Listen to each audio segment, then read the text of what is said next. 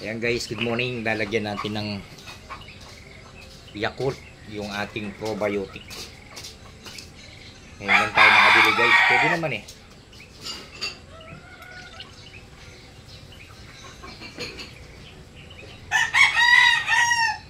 Actually, pwede na itong aniin eh. Okay na muna, hindi na muna tayo gagawa.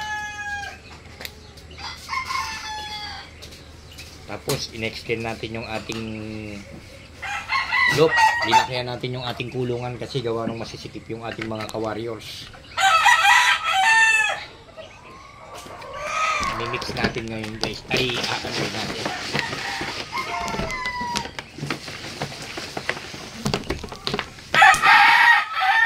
Guys, pakinggan nyo guys kung meron siyang spirit. Meron. Singaw na singaw kasi to guys, kaya hindi ko siya inano. Kailangan kasi di pala iniigpitan to guys eh. Ang kapal na ng buhok ko guys, kailangan magpagupit na tayo maya maya. Ayan guys, pwede nang anihin to. Ano na ngayon? Huwebes. Ginawa natin to ng market. Pero aanihin na natin to. Okay na to. Ito yung ating natapos. Ayan, yung ginagamit na natin sa ating manok at saka sa kalapate. Ito naman yung ating in-extend ngayon guys. Ayan. Pinapad-lapad natin yung ating tulungan ngayon. Ayan. Patapos na tayo, maglalagay na lang tayo ng flooring. Tapos uunahin ko muna yung sa gilid. Hanap ako ng yero.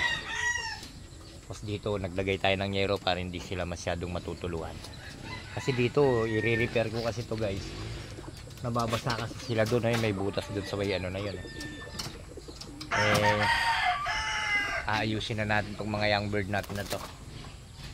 Pang December, January natin yan. Ito naman yung... Ito marunong na to dito guys.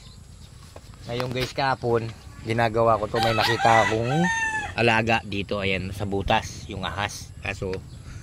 pinabayaan lang natin, tinakipan lang natin yung kanyang butas. Ayan. So, abang-abangan nyo guys. I-update ko kayo kapag natapos na yan. Maraming salamat guys.